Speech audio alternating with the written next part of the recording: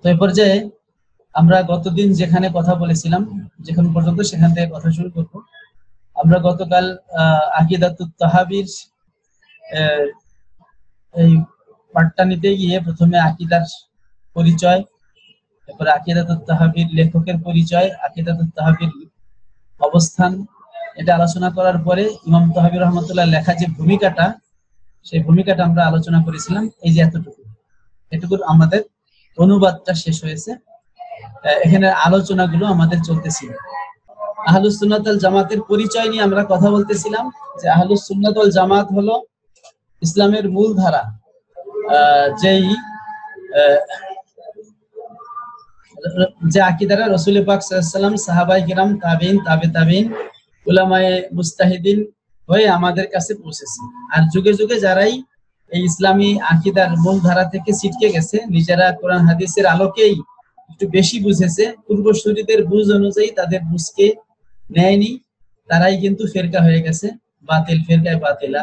যেমন খারেজি, রাফেজি, শিয়া, মুতাজিলা, কাদারিয়া, জাবরিয়া, জাহমিয়া ইত্যাদি ফেরকাগুলো, এটা কিন্তু সাহাবী তাবেঈদের আমলেই সৃষ্টি হয়েছে।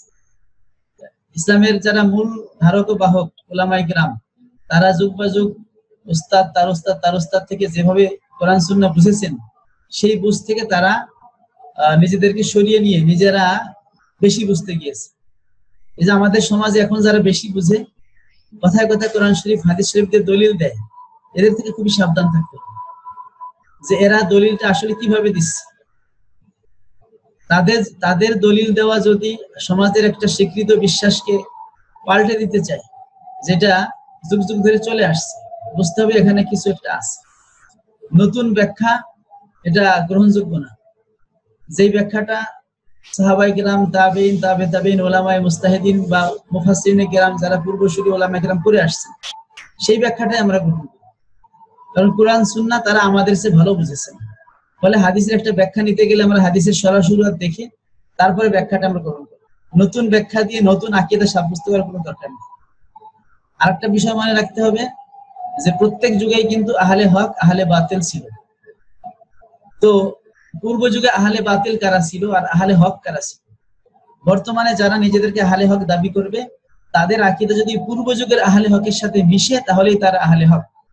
আর তাদের আকীদা যদি পূর্ব যুগের আহলে বাতিলদের সাথে মিশে, তাহলে আহলে বাতিল, যদিও তারা শত শত আয়াত দিয়ে দলিল দিক না কেন।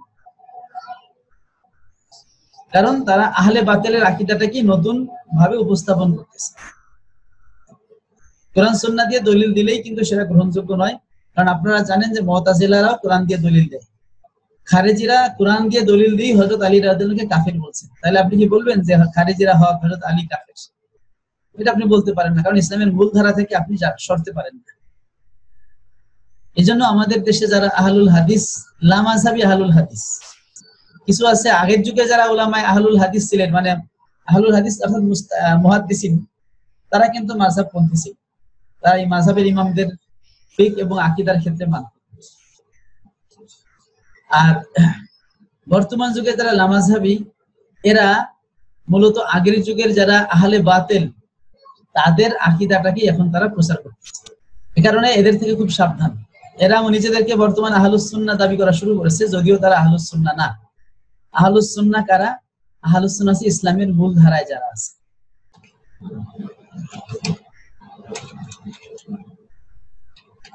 আহলুস সুন্নাত ওয়াল জামাত, এই নামটা কিভাবে আসলে? এটা হাদিস থেকে এই নামটা গ্রহণ করা। কারণ রাসূল পাক সাল্লাল্লাহু আলাইহি ওয়াসাল্লাম যে হাদিসটা আমরা গতকাল শুনিয়েছি, আব্দুল্লাহ ইবনে মাসউদ রাদিয়াল্লাহু আনহুর হাদিস, যেখানে বলা হয়েছে যে নিশ্চয়ই বনি ইসরাইল ৭২ দলে ভাগ হবে, ও সাতাফতারিকু উম্মতি ইলা ৭৩ মিল্লা, আর আমার উম্মত ভাগ হবে ৭৩ দলে। কুল্লুহুম ফিন্নার ইল্লা মিল্লাতা ওয়াহিদা, সব ফেরকাগুলো জাহান্নামে যাবে, এক ফেরকা ছাড়া। তারা হলো, আল্লাহ নবীর প্রশ্নের জবাবে তাদের পরিচয় দিয়ে বলেন, মা আনা আলাইহি ওয়া আসহাবি, সেই ফেরকা আহলে ফেরকায়ে নাজিয়া হলো মা আনা আলাইহি ওয়া আসহাবি। কাউলুর রাসূল সাল্লাল্লাহু আলাইহি ওয়াসাল্লাম, কাউলুন নবী সাল্লাল্লাহু আলাইহি ওয়াসাল্লাম মা আনা আলাইহি ওয়া আসহাবি, আমি এবং আমার সাহাবায়ে কিরাম যার উপরে আছে। মা আনা আলাইহি রাসূল সাল্লাল্লাহু আলাইহি ওয়াসাল্লাম যার উপরে আছে সেটা দ্বারা হচ্ছে সুন্নাত মুরাদ, আর আসহাবি এটা হচ্ছে জামাআতুস সাহাবা, সাহাবায়ে কিরামের দল উদ্দেশ্য। একজন দুইজন না, মানে টোটাল সাহাবায়ে কেরাম যেই মত পথের উপরে ছিলেন আল্লাহর নবী, সেটা হলো কি সেই দলটা হলো আহলুস সুন্নাত ওয়াল জামাত। এই আহলুস সুন্নাত ওয়াল জামাত নামটা প্রথম দিকে ছিল না, প্রথম দিকে তাদেরকে মুসলমানই বলা হতো, কিন্তু যারা ফেরকায়ে বাতিলা তারাই নিজের একটা নাম দিছে, তারাই কেউ খারেজি, কেউ নিজেদেরকে আহলুল আদল ওয়াত তাওহীদ, কেউ মুতাজিলা বা কাদারিয়া, একটা নাম দিয়ে তারা আলাদা হয়ে গেছে। তো তারাও নিজেদেরকে মুসলিম বলে দাবি করত। তো উলামায়ে কিরাম তাবেঈদের আমলে মূলত আহলুস সুন্নাত এর নামটা এসেছে। তারা দেখলো যে না, যারা ইসলামের মূল ধারা আছে তারাও মুসলমান, আবার যারা আহলে বাতিল তারাও নিজেদেরকে মুসলমান বলে দাবি করছে।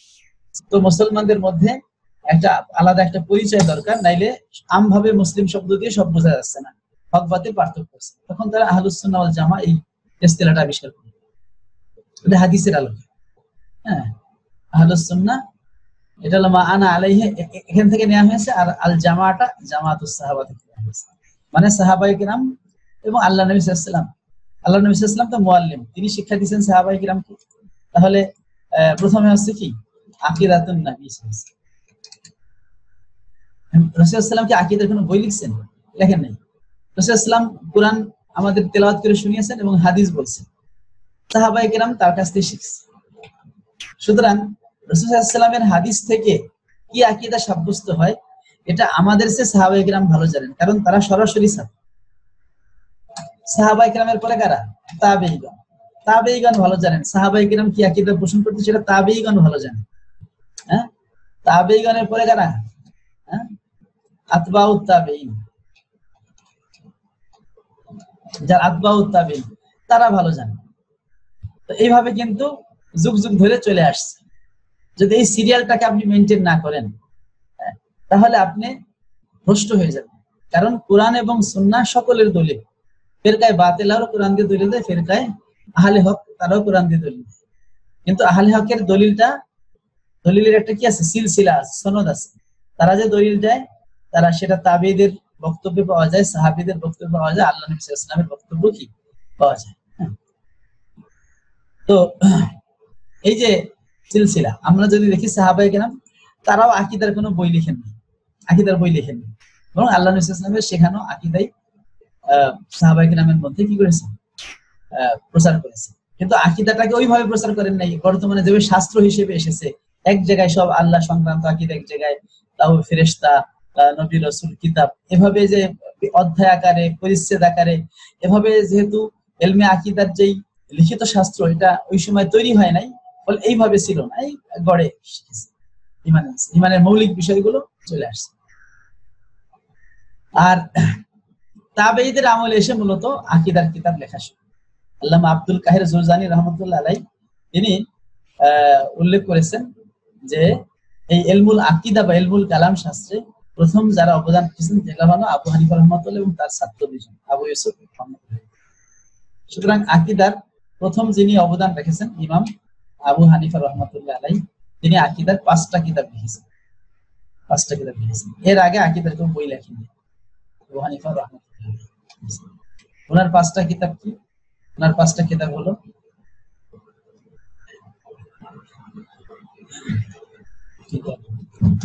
পাঁচটা কিতাব কি? একটা হচ্ছে আল ফিকুল আকবার, আল ফিকুল আসগার, আবসাত, এরপর কি আর রিসালা ইলাল উসমান আল বাক্কি, আল ওসিয়াত,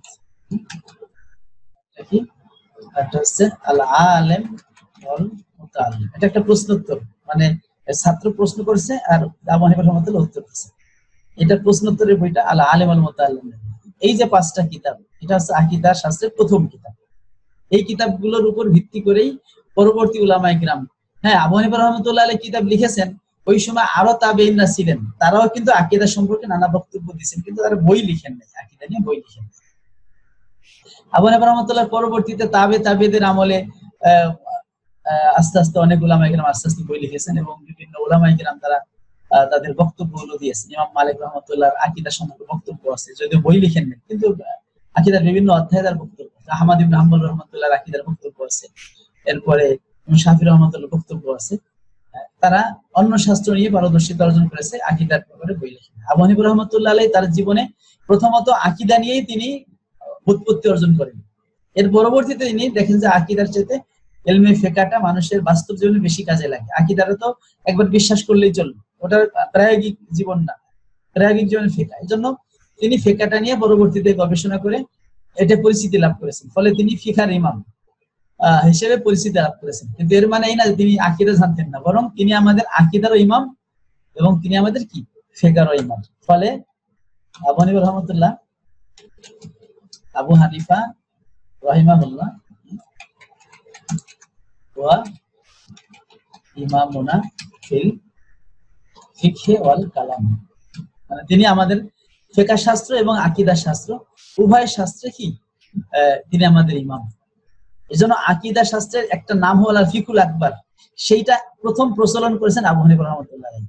এর আগে কেউ আল ফিকুল আকবার শব্দটা ব্যবহার করেননি, কারণ আমাদের যে আমলি ফিক এটাকে বলে আল ফিকুল আসগার, আর যেটা হচ্ছে বিশ্বাসগত বিষয় ওটাকে বলে আল ফিকুল আকবার, বড় ফিক। হ্যাঁ, ওটাকে বলা হয় উসুলউদ্দিন, আর আমলি ফিককে বলা হয় কি ফুরুউদ্দিন, ফুরুউদ্দিন। এখন পরবর্তীতে দেখা গেল যে আবু হানিফা রহমাতুল্লাহ আলাইহির ছাত্রের ছাত্র ইমাম আবু মানসুর মাতুরিদি রহমাতুল্লাহ আলাইহি, আবু মানসুর আল মাতুরিদি রহমাতুল্লাহ। আরেকজন ইমাম হলো আবুল হাসান আল আশআরি রহমাতুল্লাহ। আচ্ছা, তো এই দুইজন ইমাম এবং আবু জাফর আত-তাহাবি রাহিমাহুল্লাহ, এই আবু মানসুর মাতুরিদি রহমাতুল্লাহ উনি কাজ করেছেন কি মাওয়ারাউন নাহার এলাকায়। মাওয়ারাউন নাহার, মাওয়ারাউন নাহার এটা হলো বর্তমানে কয়েকটা রাষ্ট্রের এই মাওয়ারাউন নাহারটা হচ্ছে আমুদরিয়া, একটা বিশাল নদী ছিল, ওই নদীর পাড়ে এই দুইটা নদী, এই দুই নদীর মাঝখানে যে জায়গাটা ওটা মাওয়ারাউন নাহার বলা হয়।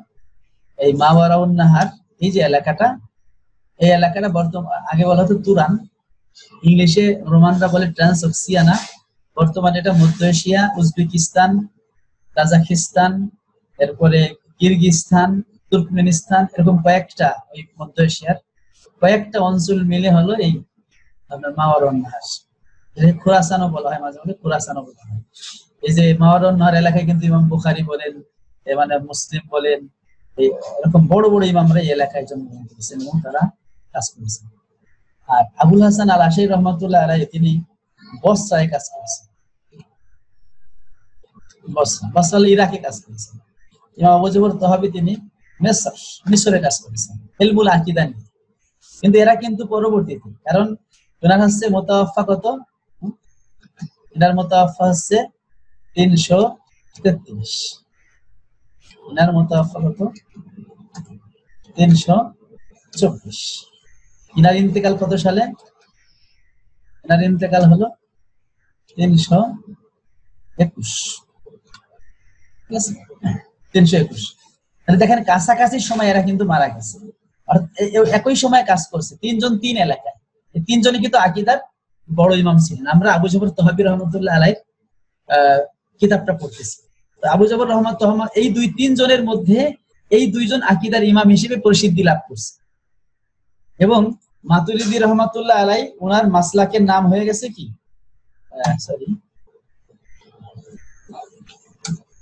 মাতুরিদি রহমাতুল্লাহর মাসলাকের নাম হয়েছে আল, যারা ওনার মাসলাক অনুসারে মাতুরিদিয়া,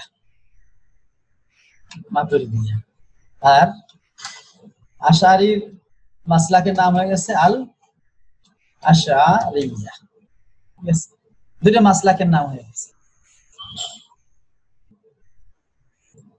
মাসলাকের নাম হয়ে গেছে। মানে এই আবু মানসুর মাতুরিদি রহমাতুল্লাহ আলাইহি ইনি কিন্তু একটা তাফসীর লিখেছেন আকীদা শাস্ত্রের উপরে, কোরআনের আকীদার কে গুরুত্ব দিয়ে। তাফসীর গুলো তো এক একজন কেউ ফিকহের মাসালার গুরুত্ব দিয়ে তাফসীর লিখেছেন, কেউ নাহু শাস্ত্রকে গুরুত্ব দিয়ে, কেউ বালাগাতকে গুরুত্ব দিয়ে, কেউ সায়েন্সকে গুরুত্ব দিয়ে, এভাবে কেউ হাদিসকে গুরুত্ব, এক একজন এক একটা বিষয়কে সামনে নিয়ে তাফসীর লিখেছেন। আবু মানসুর মাতুরিদি রহমাতুল্লাহ আকীদার বিষয়টাকে হাইলাইট করছেন তার তাফসীরে, বিভিন্ন লোকদের খণ্ডন করেছেন। এই ওনার তাফসীরের নাম হলো তাবিলাতু আহলিস সুন্নাহ, তাবিলাতু আহলিস সুন্নাহ, কারণ আহলুস সুন্নাহ ওয়াল জামাতের মতামতগুলো সেখানে তিনি ফুটাইতেছেন। তো এই আবু মানসুর মাতুরিদি রহমাতুল্লাহ আলাইহি উনি কিন্তু আবু হানিফা রহমাতুল্লাহ আলাইহির ছাত্রের ছাত্র, আরেক সনদে ছাত্রের ছাত্রের ছাত্র, মানে আবু হানিফা রহমাতুল্লাহ এবং আবু মানসুর মাতুরিদি রহমাতুল্লাহ মাঝে যে সিলসিলা, দুইটা সিলসিলা আছে। এক সিলসিলায় ওনার দুইজন উস্তাদ, মানে ইমাম আবু হানিফা এবং আবু মানসুর মাতুরিদির মাঝে দুইজন, আরেক সনদে একজন, মানে আবু হানিফা রহমাতুল্লাহ ছাত্র আবু মতি বালাখি, তার ছাত্রই হলো আবু মানসুর মাতুরিদি। আরেকজন হচ্ছে আবু ইউসুফ রহমাতুল্লাহ আলাই, তার ছাত্র হচ্ছে জুসি জানি, তার ছাত্র হচ্ছে। এইভাবে দেখেন আবু মানসুর মাতুরিদি রহমাতুল্লাহ আলাই মানে মাঝখানে দুইজন বা একজন, মানে আবু হানিফা রহমাতুল্লাহ আলাই সব জিনিসগুলো তিনি পেয়েছেন। এবং ইমাম তহাবির আবু মানসুর মাতুরিদি রহমাতুল্লাহ আলাই, ইমাম আবু হানিফা রহমাতুল্লাহ আলাই এই যে 5টা কিতাব, হ্যাঁ, এই 5টা কিতাবের উপর ভিত্তি করে তিনি কিতাবুত তাওহীদ লিখেছেন। কিতাবুত তাওহীদ লিখেছেন। সেই কিতাবুত তাওহীদ হলো এই আবু মানসুর মাতুরিদি রহমাতুল্লাহ আলাইহির সবচেয়ে বড় কিতাব আকীদার উপর। এছাড়া আরো কিতাব আছে ওনার, হ্যাঁ, আরো কিতাব আছে। আকীদা তো এটা হলো তার সবচেয়ে আকীদার বড় কিতাব। এর মধ্যে আবু হানিফা রহমাতুল্লাহ আকীদাগুলি তিনি আলোচনা করেছেন ওনার নিজস্ব মানহাজ।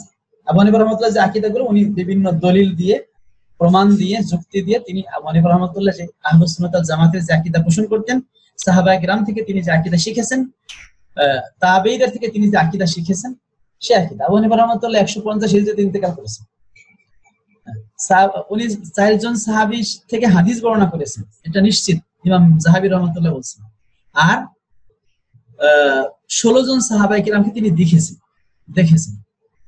তো সাহাবায়ে কেরাম থেকে তিনি হাদিস বর্ণনা করেছেন, এবং সাহাবায়ে কেরামের যুগে তিনি থাকার কারণে সাহাবাদের আকীদাও তার মাঝে আসছে। এবং বড় বড় তাবেঈন, ওনার ওস্তাদদের মধ্যে অনেকে 500 সাহাবী, অনেকে 600 সাহাবী, 700 সাহাবী দেখেছেন। এমন অনেক ওস্তাদ, ইমাম শাফি, ইমাম আতা, এরকম বড় বড় ইমাম যারা সাহাবায়ে কেরামের অনেকের সোহবত পেয়েছেন, বড় বড় সাহাবায়ে কেরামের সোহবত পেয়েছেন, তারা কিন্তু আবু হানিফা রহমাতুল্লাহ উস্তাদ। তাহলে সরাসরি সাহাবীদের ছাত্রের ছাত্র, ফলে তার আকীদা আহলুস সুন্নাত ওয়াল জামাতের আকীদা। এবং তিনি কিন্তু ওই যুগের আহলে বাতিল মানে মুতাজিলাদের সাথে তিনি কি করেছেন, বাহাস করেছেন। এমনকি ওই সময়ের যে বাদশা ছিল আব্বাসীয় খলিফা আবু মানসুর, আবু মানসুর, এই কি বলে বাদশা মানসুর, হ্যাঁ, আবু জাফর আল মানসুর, এই বাদশা যে মানসুর, তার কিন্তু তিনি বিরাগ ভাজন হয়েছিলেন এই আকীদাগত কারণে। আরো অনেক কারণ আছে।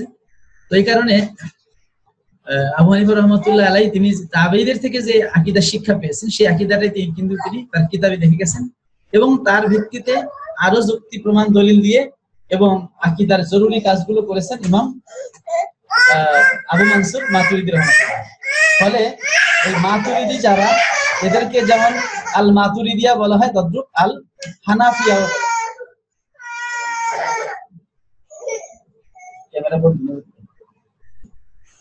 আল হানাফিয়াও বলা হয়, মাতুরিদিয়াদেরকে হানাফিয়াও বলা হয়। এবং হানাফি মাযহাবের সকলেই তারা মাতুরিদি, কারণ ইমাম মাতুরিদি হানাফি মাযহাবের, এবং হানাফি মাযহাবের আবু হানিফা রহমাতুল্লাহ হানাফি মাযহাবের প্রতিষ্ঠাতা, তার আকীদাগুলো আমাদের মাঝে প্রচলিত, বলে আমরা সবাই মাতুরিদি। আর আবুল হাসান আশারী রহমাতুল্লাহ আলাইহি তিনি প্রথম জীবনে ছিলেন, তিনি হচ্ছেন মুতাজিলা, জুবাইর ছাত্র ছিলেন। তো মুতাজিলাদের একটা আকীদা আছে, মুতাজিলাদের দাবি হলো যে আল্লাহ রাব্বুল আলামিনের জন্য সকলের কল্যাণ করা এটা আল্লাহর জন্য ওয়াজিব। আল আসলা লিল ইবাদ ওয়াজিবুন আলাল্লাহ, বান্দার কল্যাণ করা এটা আল্লাহর জন্য ওয়াজিব। আর আমাদের আহলুস সুন্নাত ওয়াল জামাতের দাবি হলো যে না, আল্লাহর জন্য কোনো ওয়াজিব নাই, আল্লাহ যেটা করেন দয়া করে করেন, আল্লাহর জন্য কোনো আবশ্যকতা নেই। আর তারা বলতেছে বান্দার কল্যাণ করা আল্লাহর জন্য ওয়াজিব। তো ইমাম আবুল হাসান আশারী রহমাতুল্লাহ তার উস্তাদ জুব্বাইর কাছে প্রশ্ন করলেন। উনি অনেক দিন ধরে কিন্তু মুতাজিলা সম্প্রদায়ের পক্ষে কথা বলছেন, এবং তাদের একজন নামকরা আলেম হয়ে গিয়েছিলেন আকীদা শাস্ত্রে। তিনি প্রশ্ন করলেন যে হুজুর, 3টা বাচ্চা, 3জন মানুষ তো একজন সে প্রাপ্ত বয়স্ক হয়ে মারা গেল, আচ্ছা, এবং সে ভালো কাজ করে মারা গেল। আর একজন সে প্রাপ্ত বয়স্ক হয়ে খারাপ কাজ করে মারা গেল, আর একজন শিশু অবস্থায় মারা গেল, তাদের ফলাফল কি হবে? তো জুব্বাই বলল যে যে ভালো কাজ করে মারা গেল সে তো জান্নাতে যাবে, আর যে খারাপ কাজ করে মারা গেল সে জাহান্নামে যাবে, কারণ তারা নিজেদেরকে আহলুল আদলে ওয়াত তাওহীদ বলে, আদল এবং তাওহীদ। তো নেক কাজ করলে আল্লাহর জন্য তাকে জান্নাত দেওয়া ওয়াজিব, খারাপ কাজ করলে তাদের দৃষ্টিতে জাহান্নামে দেওয়া ওয়াজিব, এজন্য সে বলে দিল। আচ্ছা, এরপরে ওই বাচ্চাটার কথা বললো যে বাচ্চাটা কোথায় যাবে। তো বাচ্চাটা তো বললো যে বাচ্চাটা যেহেতু তার নেক আমল নাই তাহলে সে জাহান্নামে যাবে। তখন আবুল হাসান আশারী বললেন, কেন বাচ্চাটা জাহান্নামে যাবে কেন? বলছে যে এটা আল্লাহ তাআলা তার সম্পর্কে জানেন যে যদি সে বড় হতো তাহলে হয়তো সে পাপ কাজ করতো, যেন আল্লাহ তাকে জাহান্নামে। প্রশ্ন করলেন যে সে তো আল্লাহর কাছে বলবে যে আল্লাহ আপনি আমাকে ছোটকালে মেরে ফেলেছেন, আমি তো নেক কাজ করার সুযোগ পাইনি, এজন্য আমাকে জাহান্নাম দিচ্ছেন, তাই আমি যদি আমাকে আপনি কেন বড় অবস্থায় মারলেন না? বড় করলে তো আমি জান্নাতে কি যেতে পারতাম। তাহলে সে জান্নাতে যাবে, সে জান্নাতে যাবে। তখন বলে যদি সেই ছোট বাচ্চাটা জান্নাতে যায় তাহলে যে ভাইটা মানে বড় হয়ে মারা গেছে পাপ কাজ করে, সে তো আল্লাহর কাছে বলছে আল্লাহ আমাকে কেন ছোট অবস্থায় মারলেন না? ছোট অবস্থায় মারলে তো আমি নিষ্পাপ হয়ে মারা যেতাম, আমি জান্নাতে যেতাম, জান্নাতে। তো সে বলতেছে যে আল্লাহ তাআলা কি জানেন যে তুমি খারাপ কাজই করবে। তো আবুল হাসান আশারী রাহমাতুল্লাহির উত্তরগুলো পছন্দ হয় না। পছন্দ না হওয়াতে তিনি মুতাজিলা মাযহাব পরিত্যাগ করলেন এবং তিনি ঘরের মধ্যে অনেকদিন অবস্থান করলেন এবং আহলে সুন্নাত ওয়াল জামাতের কিতাবগুলো পড়লেন। শেষ পর্যন্ত আল্লাহ তাকে তওবার সুযোগ দিলেন। বসরার মসজিদে গিয়ে তিনি ঘোষণা দিয়ে তিনি কিন্তু আহলে সুন্নাত ওয়াল জামাতে যোগদান করলেন এবং এরপরে আহলে সুন্নাত ওয়াল জামাতের পক্ষে এবং মুতাজিলাদের রদে অনেক কিতাব লিখেছেন। এবং আর শাফি মাযহাব, মালিকি মাযহাবের অধিকাংশ উলামা মানে সব 100% শাফি এবং মালিকিদের সব উলামায়ে কিরাম, আর হাম্বলীদের প্রাক্তন হাম্বলীদের মানে পূর্ব যুগের হাম্বলীদের অধিকাংশ উলামায়ে কিরাম তারা আশারী আবুল হাসান আশারী অনুসরণ করে থাকেন এই আকীদার ক্ষেত্রে। আর হাম্বলীদের কতক উলামায়ে কিরাম তারা এই ইমাম মাতুরিদি এবং আবুল হাসান আশারী কারো অনুসরণ করেন না, তারা সরাসরি আসার বা হাদিসের অনুসরণ করেন, যারা মুহাদ্দিস হিসেবে পরিচিত ছিলেন। কারণ এই দুই ইমাম তো দুই এলাকায় কাজ করছেন, বা পৃথিবীতে দুই এলাকা না, কিন্তু আরো এলাকা আছে। আচ্ছা, তো শাফি, মালিকি, হানাফি তারা কিন্তু এই তিন এরা কিন্তু সব আহলুস সুন্নাত ওয়াল জামাতের আকীদাই প্রচার করে। ফলে মাতুরিদিয়া এবং আশারিয়া এগুলো মূলত কিনা কোন আহলুস সুন্নাত ওয়াল জামাতেরই কি দুইটা শাখা, এগুলো আহলুস সুন্নাত ওয়াল জামাতেরই দুইটা শাখা, এটা কোনো আলাদা কোনো গোষ্ঠী না, আলাদা কোনো ফিরকাও না। এবং এই দুই ইমামের মাঝে আসলে তেমন কোনো পার্থক্য নেই। 54টা মাসালায় মতভেদ আছে, কিন্তু আল্লামা মুরতাজা জাবিদ রহমাতুল্লাহ বলছেন যে আমি সবগুলো মাসালা চেক করে দেখেছি যে এইগুলো হচ্ছে শাব্দিক ঝগড়া, প্রকৃত ঝগড়া না, ইখতিলাফ নাই। আর তাও শাখাগত মাসালায়, মৌলিক মাসালায় নাই। 4টা মাসালা, 54টা মাসালা, 4টা মাসালা আছে মোটামুটি একটু জটিল ঝগড়া, সেখান থেকে উঠে আসা মুশকিল। হাত জাগানোর দরকার না, আমরা প্রশ্ন করার সুযোগ দিব। আর ওই একই সময় আবু জাফর তাহাবী রহমাতুল্লাহ আলাইহি তিনি কি করেছেন, তিনি কিতাব লিখেছেন এবং তিনি তো তার কিতাবে দাবি করেছেন যে তিনি কি করবেন, ইমাম আবু হানিফা রহমাতুল্লাহ আলাইহি মাযহাবের উপর ভিত্তি করে তিনি কি করবেন, কিতাব লিখবেন। তো সেই কথাটা আমরা পড়তেছিলাম যে ইমাম তাহাবী রহমাতুল্লাহ তিনি বললেন যে এটা হলো ফুকাহাউল মিল্লাত, মুসলিম জাহানের যারা ফকিহ আবু হানিফা, আবু ইউসুফ এবং মুহাম্মদ, এই তিন ইমামের আকীদার উপর ভিত্তি করে আহলুস সুন্নাত ওয়াল জামাতের আকীদার বর্ণনা। অর্থাৎ আহলুস সুন্নাত ওয়াল জামাতের আকীদা এই তিন ইমাম যেভাবে বর্ণনা করেছেন সেই কথাকে আবার খোলাসা করে কিন্তু ইমাম তাহাবী রহমাতুল্লাহ এই কিতাবে নিয়ে আসছে। ফলে আমরা ধরে নিতে পারি এটা এই কিতাবের বর্ণিত আকীদা যেমন ইমাম তাহাবীর আকীদা, তদ্রূপ এই কিতাবের মধ্যে যেটা আছে সেটা আবু হানিফা রহমাতুল্লাহ, আবু ইউসুফ, মুহাম্মদ রহমাতুল্লাহ আলাইহি। যেহেতু তারা আহলুস সুন্নাত ওয়াল জামাত ছিলেন এবং তারা ওই সময় মুতাজিলাদের বিরুদ্ধে তারা খণ্ডন করেছেন এবং তার আহলে হক ছিলেন, এটা আমাদের সকলের জানা এবং বিশ্বের সকল উলামায়ে কেরাম স্বীকৃতি দেন তারা আহলে হক ছিলেন, আকীদার ক্ষেত্রে তারা আহলে হক ছিলেন। ফলে আমরা পরবর্তী যারা এখন যারা আছি, আমরা নিজেদেরকে যদি আহলে হক বলে দাবি করতে চাই তাহলে অবশ্যই আমাদের আকীদাটা কি হতে হবে? আমাদের আকীদাটা এই উলামায়ে কেরামের আকীদার সাথে মিলতে হবে। যদি আমাদের আকীদা ইমাম তাহাবী রহমাতুল্লাহ আকীদার কিতাবের সাথে না মেলে, তাহলে বুঝতে হবে যে আমরা আসলে আহলে হক হইতে পারিনি। আমাদের লামাযাবি ভাইদের এই সমস্যাটা, তারা যখন দেখলো যে আশারি উলামায়ে কেরামও মানে মালিকি শাফি তারাও এই ইমাম আকীদাত তাহাবীকে মেনে নিয়েছে, এবং ইমাম সুবকি বলছেন যে আমাদের আশারি আকীদার সাথে এই কিতাবের তেমন তফাৎ নেই, ঠিক আছে। অর্থাৎ আশারি এবং মাতুরিদি আকীদা এক ধরনের আকীদা, এরা হচ্ছে আহলুস সুন্নাত ওয়াল জামাতের দুইটা ডাল। যেমন চার মাযহাব, আপনি কি বলতে পারবেন চার মাযহাব মানে তুমি হানাফি না মুসলমান, তুমি মালিকি না মুসলমান, এরকম কি বলতে পারবেন? না, এটা বলার সুযোগ নাই। যিনি মালিকি তিনি তো মুসলমান। মানে কোরআন সুন্নাহকে ব্যাখ্যা দিতে গিয়ে চার ইমামের মাঝে কিছু কিছু কিছু ক্ষেত্রে মতভেদ, সব মাসলায় না, কিছু কিছু মাসলায় এক মত, কিছু কিছু মাসলায় দুই মত, কিছু কিছু মাসলায় তিন মত, কিছু মাসলায় চার মত, চারজনে চার মত হয়ে গেছে। এই জন্য চারটা মাযহাব প্রতিষ্ঠিত হয়ে গেছে, এটা আল্লাহর মাকবুল। তদ্রূপ এই আহলুস সুন্নাত ওয়াল জামাতের দুইটা আকীদার দুইটা শাখা হলো এই মাতুরিদিয়া এবং আশারিয়া। আমরা মাতুরিদি বা হানাফি। আবু হানিফা রাহমাতুল্লাহ তিনি আমাদের আকীদারও ইমাম, তিনি আমাদের ফিকহারও ইমাম। তবে আবু হানিফা রাহমাতুল্লাহ যেহেতু ফিকহ নিয়ে কাজ করেছেন, এই জন্য তিনি ফকিহ হিসেবে পরিচিতি লাভ করেছেন। ওনার ছাত্রের ছাত্র ইমাম মাতুরিদি তিনি আকীদা নিয়ে কাজ করার কারণে এবং অধিক অবদান রাখার কারণে পরবর্তীরা আহলুস সুন্নাত ওয়াল জামাতের নিসবতটা আবু মানসুর মাতুরিদির দিকে দিয়েছেন, এই জন্য মাতুরিদিয়া। যারা মাতুরিদি মানহাজ মানে তারা মাতুরিদিয়া, যারা আশারি রহমাতুল্লাহ মানহাজ মানে তারা আশারিয়া। যেমন যারা ফিকহের ক্ষেত্রে আমলের ক্ষেত্রে আবু হানিফা রাহমাতুল্লাহর মানহাজকে মানে পদ্ধতিকে মানে তারা হানাফি, যারা শাফি রহমাতুল্লাহর মানহাজকে মানে তারা শাফি।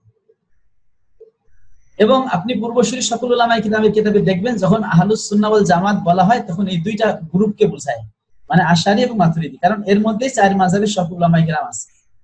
আমাদের দেশে যারা লামাযহাবি ছিল তারা আগে নিজেদেরকে ওহাবি বলতো বা নিজেদেরকে আহলুল হাদিস বলতো বা সালাফি বলতো। আমি ছোটকালেও শুনছি এটাকে সালাফি বলা হয়, তখন গালি সালাফি তালাফি বলে বলা হতো, গালি দেওয়া। পরে শুনছি এরা ওহাবি, এখন তারা আহলুল হাদিস।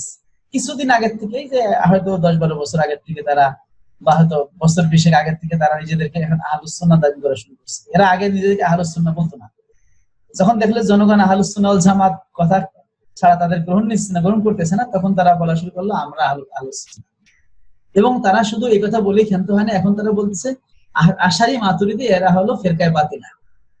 মানে আশারি এবং মাতুরিদিদেরকে তারা কি মুতাজিলা খারিজিদের মতো আলাদা ফিরকা বানিয়ে দিয়েছে, যদিও আশারি মাতুরিদি হলো ইসলামের মূল ধারারই উপর অবস্থিত। এই কথাটা আমাদের বুঝতে হবে। ইমাম তাহাবী রহমাতুল্লাহ এই কিতাবটাও ইসলামের মূল ধারার উপর অবস্থিত, কারণ তিনি তাবেঈদের কিতাব আবু হানিফা রাহমাতুল্লাহর কিতাব থেকে সেই মতামতগুলো নিয়েই কিন্তু এই কিতাবটা রচনা করেছে। যাই হোক, এতক্ষণ আলোচনা দ্বারা আমরা মোটামুটি আমাদের ভূমিকামূলক আলোচনা শেষ করলাম। এখন আমরা আমাদের মূল কিতাবের দিকে যাব। তো আজকে আমাদের হাতে সময় নেই, মাত্র 5 মিনিট সময় আছে। আমরা শুধু একটু ইবারত পড়ে আমরা একটু প্রস্তুত হয়ে যাব। আগামীকালের পড়া আগামীকালে হবে ইনশাআল্লাহ।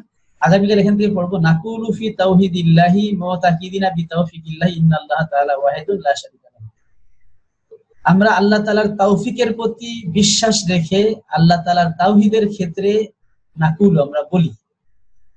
আল্লাহ তাআলার তাওফিকের প্রতি বিশ্বাস রেখে, মুতাকিদিনা বিশ্বাস রেখে আল্লাহ তাআলার তাওহীদের ক্ষেত্রে আমরা বলি, কি বলি? ইন্নাল্লাহা তাআলা ওয়াহিদুন, নিশ্চয় আল্লাহ তাআলা এক, লা শারীকা লাহু, তার কোনো শরীক নাই, লা শাইয়া মিসলুহু, তার কোনো মিসল বা তুলনা নাই। এর আলোচনা ইনশাআল্লাহ আমরা সামনের দিন করব। আজকে যে আলোচনা করলাম আমাদের ভূমিকা নিয়ে, এই প্রসঙ্গে যদি আপনাদের কোনো প্রশ্ন থাকে আপনারা করতে পারেন। আমাদের হাতে 4 মিনিট সময় আছে, 4 মিনিটের মধ্যে আমরা প্রশ্ন উত্তর শেষ করব। হ্যালো, আসসালামু আলাইকুম হুজুর। হ্যাঁ, একটু জোরে বলতে হবে। আপনি মাইক্রোফোনটা অন করেন আর মাইকটা মুখের কাছে নিয়ে বলেন, আমার একটু মাইকের সমস্যা। জি হুজুর, আমার প্রশ্ন হচ্ছে যে আমরা বর্তমানে আসারি নামে যেই দলটাকে, যেই মতাদর্শের কথা শুনি, এই আসারি এদের উৎপত্তি কবে থেকে, বা এদের প্রধান ইমাম কারা? আশারি না হুজুর, আসারি, যারা এই ইমাম। হ্যাঁ, ওই সময় ওই সময় যখন আশারিয়া হলো তখনই কিন্তু আরেকটা গ্রুপ ছিল যাদেরকে আল আসারিয়া বলা হতো। আসারিয়া সাদিয়া, আসারিয়া এখানে আসার থেকে আসছে। আসার মানে হলো হাদিস। অর্থাৎ যারা নিজেদেরকে দাবি করতো তারা মুহাদ্দিস এবং তারা হাদিসের আলোকে তারা করতো আকীদাটা প্রকাশ করতো। কিন্তু আশারি মাতুরিদি তারা কিন্তু হাদিসের সাথে তারা কিন্তু ইলমুল কালাম বা দর্শনকে, ইসলামী দর্শনকে তারা প্রবেশ করিয়েছে। আকীদার মধ্যে তারা ইসলামী দর্শন ব্যবহার করছে, কিন্তু আশারিরা সেটা করে নাই। এরা দর্শন ব্যবহার করছে কেন? যেহেতু মুতাজিলাদেরকে রদ করার প্রয়োজন হয়েছে। মুতাজিলারা হলো সবচেয়ে যুক্তিবাদী দল এবং আকীদার মধ্যে দর্শন ঢুকাইছেই মুতাজিলারা। এখন দর্শনের খণ্ডন তো আর কোরআন দিয়ে করলে হবে না, দর্শন দিয়েই করতে হয়। তখন কিন্তু মাতুরিদি এবং আশারি উলামায়ে কেরাম ইসলামী দর্শন প্রয়োগ করে তাদের ওই যে গ্রিক দর্শনকে খণ্ডন করেছে। ফলে আকীদার মধ্যে যেহেতু ওই দুই ইমামের আকীদার বর্ণনার মধ্যে কোরআন সুন্নাহর পাশাপাশি দর্শনের ব্যবহার হয়েছে, এই জন্য তাদের মানহাজটা এরকম। আর আসারিয়া যারা, তারা দর্শনের ব্যবহারটাকে পছন্দ করে না। হ্যাঁ, এই যে দর্শন ভিত্তিক কিতাব, ওটাকে ইলমুল কালাম বলা হয়। ঠিক আছে, ইলমুল কালাম বলা হয়। তো ইলমুল কালামের চর্চা করেছে আশারিরা এবং মাতুরিদিরা। কিন্তু যারা আসারিয়া, তারা ইলমুল কালাম, তাদের দর্শন শাস্ত্র ভিত্তিক যে আকীদা বর্ণনা, এটা তারা পছন্দ করতো না। এদেরকে আসারিয়া বলে। এটা আগের থেকেই ছিল। এখনকার সালাফিরা ওই আসারি নামেই তারা প্রচার করতে চায় আকীদা, আর ইলমুল কালামটাকে নিন্দনীয় হিসেবে উপস্থাপন করে। যারা লামাযাবি আহলুল হাদিস, হ্যাঁ, যারা, আমি শুধু আহলুল হাদিস বলি না, কারণ আহলুল হাদিস বলে যারা মুহাদ্দিসিনে কেরাম, এমন অনেকে যারা পূর্বসূরি মুহাদ্দিসিনে কেরাম, তাদের এমন অনেককে পাওয়া যায় তারা আসারি। হ্যাঁ, অর্থাৎ তারা সরাসরি হাদিস দিয়ে তারা আকীদা পোষণ করতো, কিন্তু তারা ওই যে দার্শনিক ব্যাখ্যার দিকে তারা কখনোই যায় নাই, বা আকলি যুক্তি, তারা শুধু নকলের উপর থাকছে। আকলি এবং নকলি দুই বিষয়কে তারা একত্রে আনে নাই। কিন্তু কোরআন শরীফে কিন্তু লাআল্লাকুম তাআকিলুন অসংখ্য জায়গায় আকলের ব্যবহার করতে বলা হয়েছে। আপনি যখন একজন নাস্তিককে বুঝাবেন, তাকে কিন্তু কোরআন দিয়ে দলিল দিলে সে কিন্তু বুঝবে না।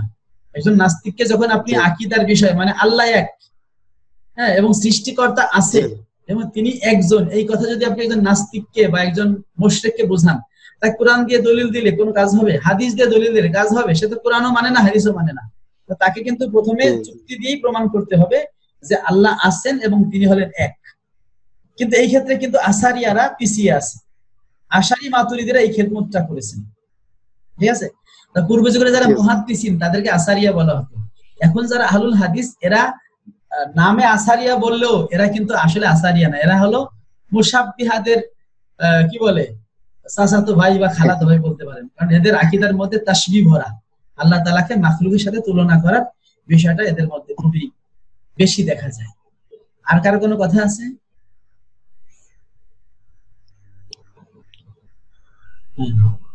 আচ্ছা, তো আলহামদুলিল্লাহ আমরা আজকে শেষ করে দেই। এখন আমাদের 40 মিনিট হয়ে গেছে, আর 1 মিনিট আছে, 1 মিনিটের মধ্যে কেটে যাবে। তো আমরা চাই যে এই আকীদা ক্লাসটা চলতে থাকুক।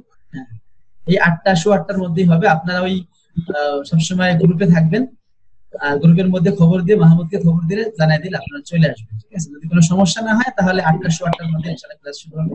আল্লাহ রাব্বুল আলামিন।